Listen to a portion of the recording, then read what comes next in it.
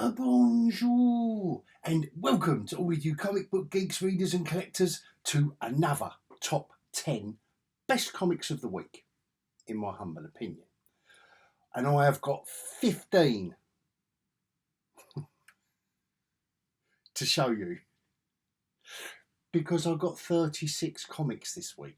Okay, and that's only because if you haven't watched my new comic book day haul video, and if so, why not? If you didn't watch that, then you know that the UK is behind on their DC and Dynamite and a few other bad idea, and well, hence it's all built up and bosh gets dropped in one go. So I couldn't choose just 10 and 36 books. Come on, how can I do that? I've got a book of the week for you, which we're going to do a deep dive on. That's the only one we're going to do a deep dive on after my little scrub. And then the other 14 I'm going to run through. I've got 7 here. I've got 7 books there that go hard. That I thought particularly, I don't know why. There's moments they just go hard. There's moments in there where you just think, oh wow, it's either a jaw drop moment, either a twist in the story, or it just goes hard. There's one there that just goes hard. It's just full on. It's hardcore, which I enjoy. And I've obviously enjoyed all of these for all different reasons, all different genres. We've got superhero, horror, we've got everything. There's everything. Like I've said before, really, really good time for comics at the moment. Just looking at the diversity of genres, it isn't all capes and codpieces. There's something for everyone, in my humble opinion. After the little scroll and after the deep dive, we'll do cover of the week, my little bit of self-indulgent fun, where we imagine if we only had pocket money for that one comic, and we was approaching the shelf at the drugstore or newsagents or the spinner rack. We only had pocket money for one, and the covers would be the thing that determined the first turn, wouldn't it? The first, that's the one. That one. Maybe it wouldn't be your ultimate purchase, but that would be the one you went to. Anyway, shall we get on with it? Yes, I hear you cry. First up, I was hesitant with this because of Vanessa Del Rey's loosening of her already loose style of artwork, which I did enjoy and I still am enjoying in The Creeping Below. This seemed even looser. I don't know why it struck me as looser, but got over myself like I often have to, and I thoroughly enjoyed this kind of mystery thriller set in the Louisiana Bayou, and also they give you how many times have I whinged about this, and someone has finally done it. Doesn't take a lot of doing. Rather than just put a little image on there or just leave it blank. A lot of people just leave it blank. What a waste. Just gives you like a paperback book. People don't expect you to buy them just based on the cover, do they? So why would we expect it from, other forms of literature? Yeah, and in, like I say, in this, I've got 7 books here. This is one of them, where the mystery, where an event happens that kicks off the mystery, and it's that jaw drop moment. It's like that. Oh wow! You're thinking like our main protagonist in this. You're thinking, how's she going to get out of this? Like the good girl, for want of a better term. Oh, look, yeah, you're just main protagonist who's a woman. Hello, and this sets up everything very, very nicely and very concisely. Gets in, gets out, and gives you that moment. Loved it. Proper decent first episode, proper decent first issue, first chapter, whatever you want to call it. That's what you expect. Nice setup, and etc. etc. This I've obviously sung the praises of before. It is your Walking Dead via Cats, not the musical. I mean the animal. a feline Walking Dead. and it's got all of those zombie story tropes in it. If you haven't read this before, this was thoroughly, I would thoroughly recommend. And again, there is a moment. It is, and this has often hit hard. In this month's issue, and it is right at the end. I think it might even be on the last page. Yeah, it is. And just when you think that they might be running out of thrills and spills to entertain us with, they set up the next,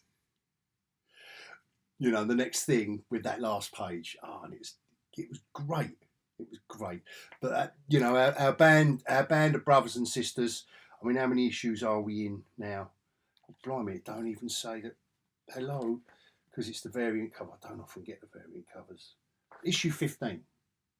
I think the first trade paperback is out. Oh, that's been on my recommendation list for a while. So this has got better and better with each issue. And it's just a hardback. It's black and white, apart from the red of the main character's glasses. I'm obviously keeping all of this spoiler free, by the way. The only spoilers will be after my little scroll, and it will be on the book of the week. So that's why, if you think, oh, well, why is he just being a bit? It's because I don't want to give any spoilers away. I want to recommend these comics. This our hero of the title in this is wondering if he's going mad or not, because every time he goes to sleep, see what I did see. Good title, guys. Every time he goes to sleep, he wakes up and something bad has happened.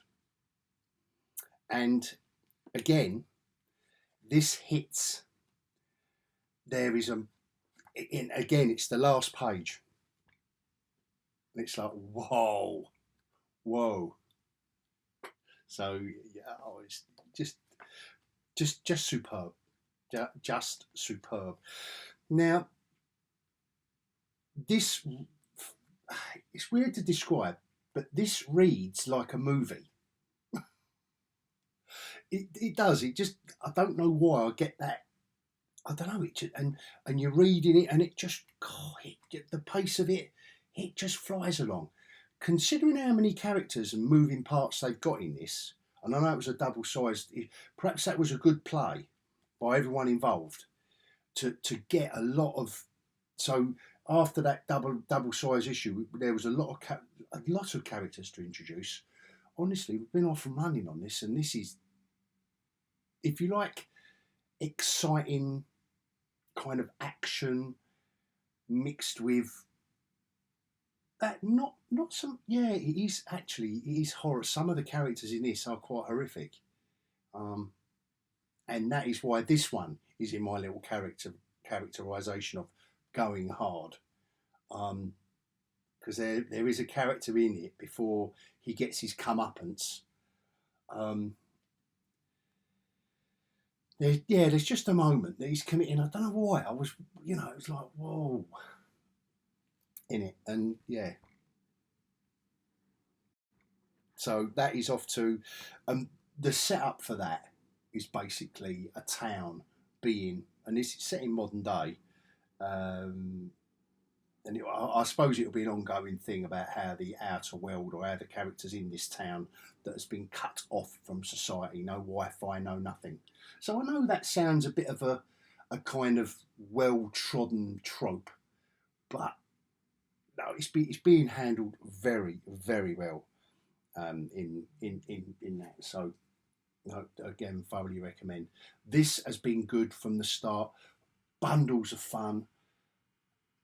Obviously does take itself seriously, but there's that, I know it's that horrible word, banter, but what I have been enjoying is the interaction. That's a better word, isn't it?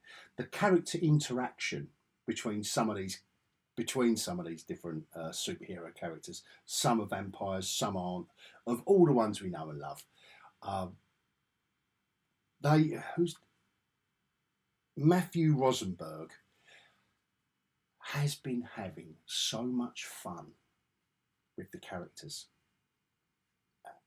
and how they have been interacting. And obviously this is an Elseworlds, imagining, if in years to come there was a vampire apocalypse and blah blah, and some of the superheroes are involved. So great setup. And it wasn't the last page that hit hard. It was a character. Actually, it is the last page where what you could call, well, who you can't call, he is a main character, gets it. And the build up to it was delicious. Like I say, Nat Rosenberg is really enjoying it. The build up to it was like, no way. No, it's not going to happen. No, last page. Yep. Excellent stuff. Excellent. This is my favourite Batman book, alongside Dark Patterns. I think if I had an issue of Dark Patterns, I could do that and do a picture with my head in the middle. But no, that was last week actually. This has been just joyous, treading that fine line between giving us some old-fashioned Batman thrills, but it's obviously Batman and Robin year one. So as much as I kind of roll my eyes and screw up my nose when there's another year one, this really has worked for me. It really has worked. I don't think we've gone there. There's obviously been a Robin year one, and I really am guessing, because I'm not the biggest DC fan, trying to flip. There has been a Robin year one, hasn't there? Anyway, I'm loving this. Absolutely loving this, and all the triangle of Bruce, Batman, Robin, and Alfred. The triangle between them three in this one is explored more, and it's beautifully done. It is beautifully done. It's not just Robin being the precocious teenager, and his ward getting the, his adoptive parent getting the ump, and all that. That's in there. That's in there. But Wade is really, he's just balanced it nicely. He balanced it so nicely. And again, there's a moment, we're in issue 9 now, and how do I do it without spoiling it? A character that that's kind of been there since, and it's been bubbling under. If you haven't been reading, it's been bubbling under since issue 1. And yeah, again, the scene hits hard. That's not on the last page, but the scene, it hits hard. The panel, the moment, it's like I say, that jaw drop moment. It's like, wow, that just happened. Excellent. This bad boy, well, I mean, Dragotta's artwork, I've said before, is sensational. A million panels an issue, it seems. But sometimes I look at the pages and think, blimey, how many panels is there? But when I count them, yeah, I am that anal. When I count them, I think, well, that's not many more than 9, but it just looks like, whoa. But I love it. Don't get me wrong, I love it for that. God, this Batman's incarceration in this issue, and where he is imprisoned. Oh my God, it's like it's something properly out of a horror movie, and it really does. My old mate Comic Patrol summed this comic up very well. Mate summed this up well, and I'm going to steal it from him, even though I'm giving him the credit for this one, and I totally agree with him. And he said, if this wasn't Batman, and it was just, they only have to tweak this character a little bit. This wasn't Batman. This would be 20 times better if it could just be a character, character. And he's right. And I think that's what my initial kind of, getting me back up a bit was, but yeah, in fact, I couldn't quite put my foot on it, or my finger, or any part of my body. I couldn't put my elbow on it. What I wasn't liking. Anyway, again, I'm over myself. All right, I'm over myself, and this just goes. It's all pumped up. It's Batman literally on steroids. I think he's got his dimensions in this, and he's like 7.5 foot tall. I say, I don't know, and Bane is 20 foot tall. It's all properly over the top stuff, but once you embrace it, and it is over the top. The horror is over the top, and this hits hard. What they do to Batman, punctuated by is it Martha? It is Martha, isn't it? Looking for him, is really very, very adeptly done. Obviously, it's Snyder, isn't it? So he's gonna. Anyway, they are we're gonna lighten the tone now. That's the hard hitting kind of. There's horror in there. There's horror aplenty in there. You've got your zombie animals. You've got your horrific imprisonments. You've got your creepy Louisiana bayous. Yeah, it's all in there. But now we shall lighten the mood. Let the sun shine for a little while, and it's not shining on Spider-Man. And like I said in my last video, I know it gets and like I say, and I didn't like the first 50 issues of this, but it's on a new #1 anyway, so who cares? With the other, I think it was Jed McKay. I just didn't like his cartoony, silly, like modern MCU way of writing everything stupid, throwaway, yes, silly. This is just getting back to Spider-Man, having a bit of fun. It hasn't, not every storyline has to be earth-shattering, cosmic odds. The universe is going to shatter. Sometimes it can just be a fight, I think. And it introduces a new character in the middle of the fight, or towards the end of the fight, actually. And I've just been enjoying it. It's like I say, I think they've got plenty of stuff at the moment that's heavy, man. If we don't want Spider-Man heavy, do we? Well, I don't. Just want him whipping and quipping. This isn't heavy either. Even that, I love this cover. I love this. So these are the Rocketfellers from the 35th and a half century. Or is it the 24th and a half? No, I think in the comic I'm sure it's the 35th century. Oh no, it's the 25th. So yeah, I was right, 24th and a half century, the same as Space Daffy. Anyway, I digress. Another superb issue, and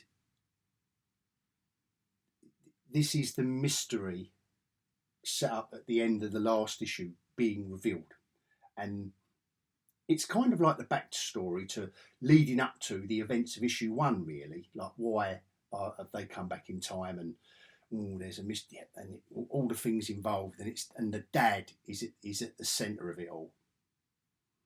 Yeah, Dad got involved with some wrong uns.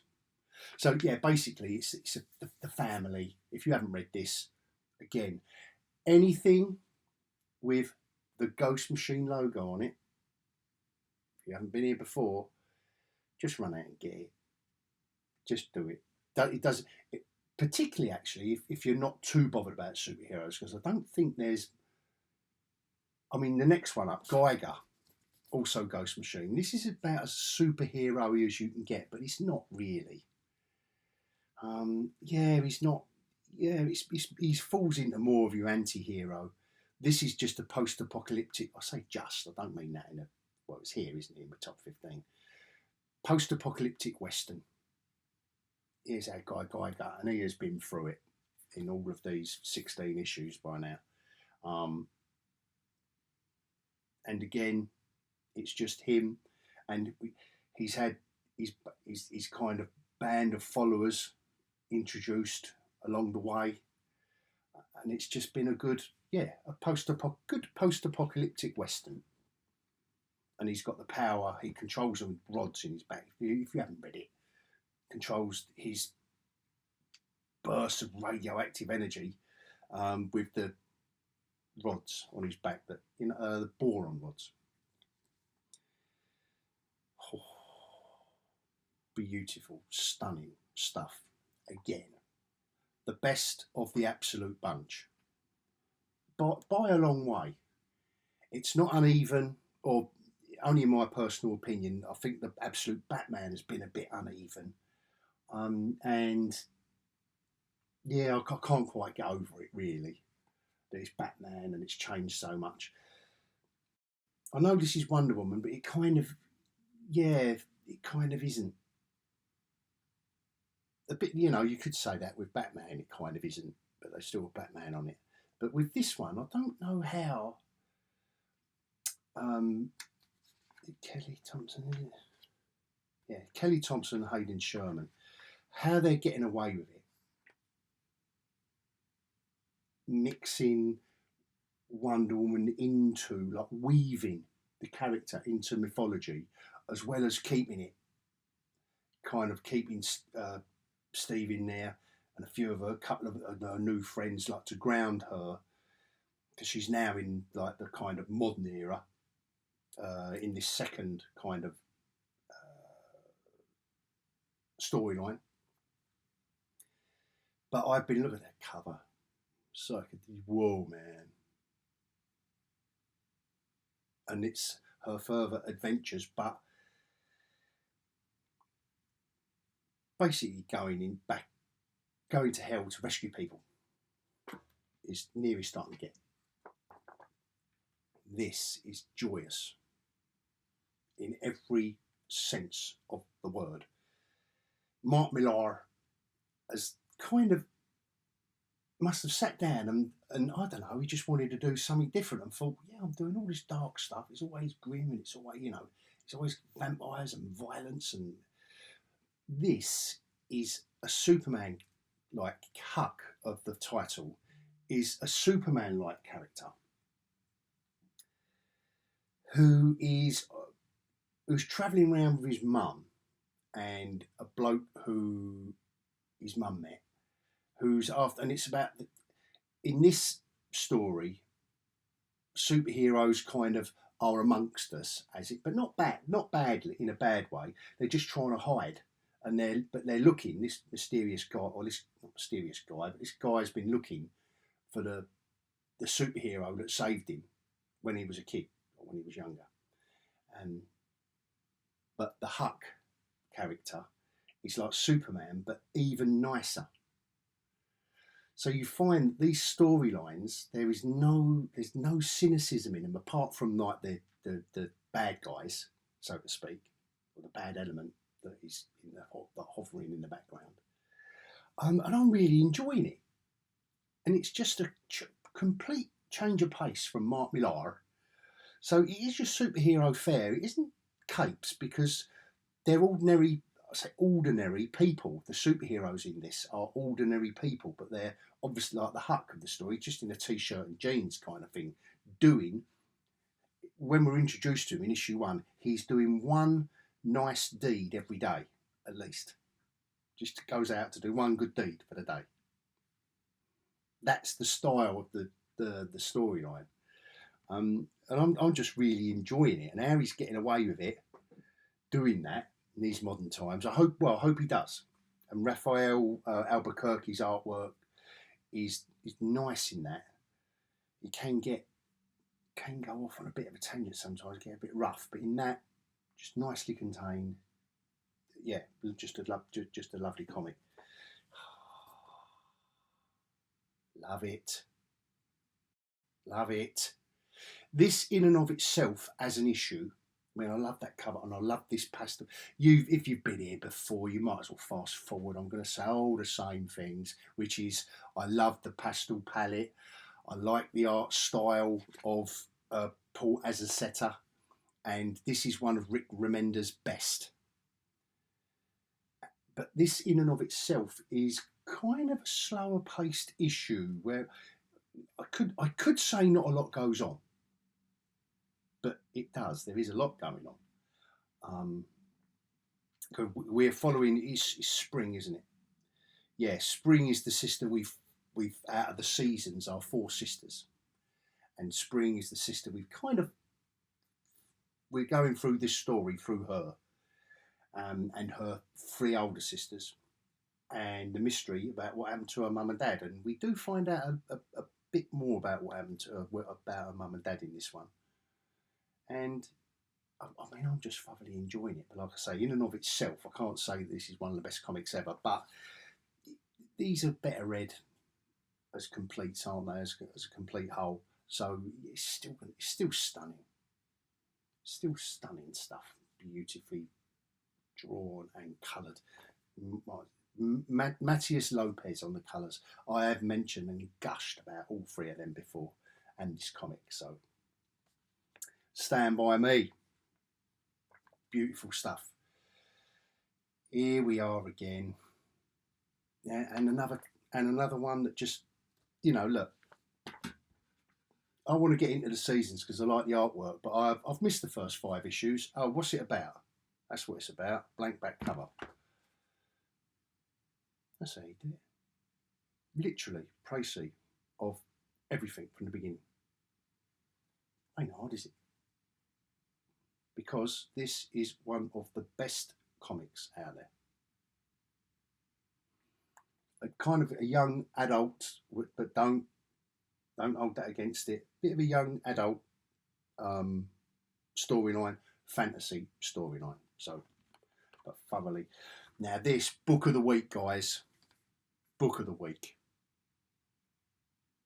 Oh yes. This is right up my alley. Sci-fi warfare. End of. Not a lot happens, right? Okay, I will admit that. Got the issue 0, which was just a little preview of this, and this is just really setting up the storyline from now, from the end of this issue. This is all set up. But if you're not going to use an issue 1 for the setup, what are you going to do? So, all right, you could say there's not a lot of plot, but, I'm not going to spoil it because we're going to do a deep dive anyway after the scroll. So, if you look at that gorgeous cover, if you like the sound of big armoured space marines getting dropped onto an alien planet, then you better follow me into the deep dive after my little scroll.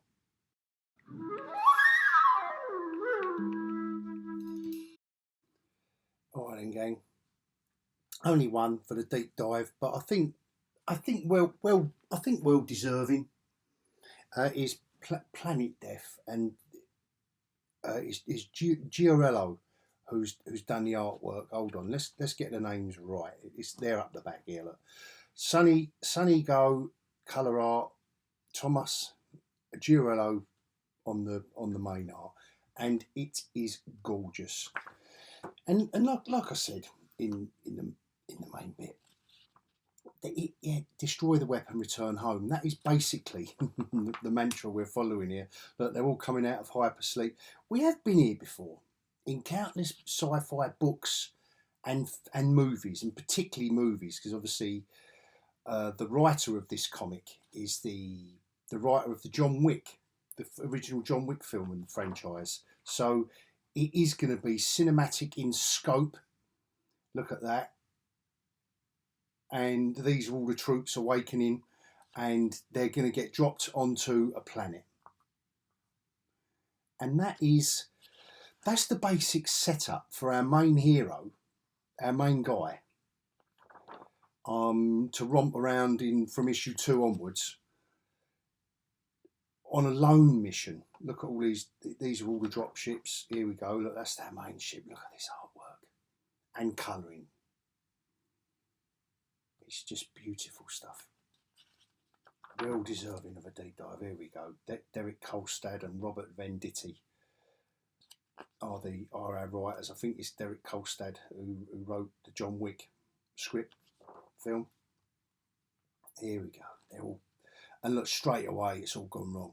The mission has gone wrong. But like I say, this is how quick you're reading it, to be fair. But I just love this stuff. I do. I love it. This science fiction drop ship, you know, high tech weaponry and war suits. I don't know. I'm just a sucker for it. But again, look at the colouring on those 2 pages. So you're getting the gist. I mean, it reminds me a lot of Rogue Trooper from 2000 AD, where they get dropped in onto New Earth, and you know, this is one bloke who can't take it. You know, these two have been sitting together since the beginning. He can't take it. Look, don't. It's better this way. Look, because he knows. So all the Earth forces, you know, are in for it now. Look, half of them have gone in the drops, been cut down in the dropships. Look at that. The alien horde. Brilliant. And that is it. That's the vein it carries on in. This is just a battle royale. That is fine. It's got all the action you want. Well, that I want. It's this beautiful stuff. This artwork is glorious. And cardstock cover with that glossy, you know, and the back. Let's take a look at the back. Again, nice setup. If you know, just professional. And the creator of John Wick and all this nice glossy insert. For $1 more than a normal Marvel comic. So it also represents really nice value. It's a thick. It feels thick. Well, I don't know if that's the cardstock. We're on a lot of frozen planet. And I did say spoilers, by the way. So if you haven't, you know, he starts dreaming. Look, he's been knocked out and he's dreaming of home, because that's the mantra: return home. Destroy the weapon, return home. Home, look, I'm going home. Obviously, we need a little dream of home, don't we? So, like I say, it's not gonna. Look at that. And that's what he's gonna. That's what he's gonna take on his own. He's decided he's gonna do it on his own. Everyone else has been massacred. So that is your setup for issue 2. Look at this gorgeous stuff here. Beautiful stuff. It's almost set up like a cinema storyboard, isn't it? To be honest. Yeah, brilliant. Thoroughly enjoyed that, and that is my book of the week. Sorry if that keeps pinging. I mean, I'll leave that up there for cover of the week, but it's not gonna. I don't think it's gonna get the double, because that that says a lot. It says tech, it says sci-fi. You know, it kind of says alien, doesn't it? That's almost like, is that alien technology? Love this cover. That reminds me of Brendan McCarthy artwork and colouring. Some of the stuff he used to do back in the day. That really does. I love this cover because of the reflections in the eye. You know, we're seeing it from the camera, from the opposite side of the camera. Yeah, love it. And I think that is. Oh, can I say cute? Have I got a reputation to uphold? Thought that was a really cute cover. I just think that's an awesome image. These Phoenix covers are really, really nice. Every month they're lovely. Just beautiful covers on them. That one I've got to include this, guys, haven't I?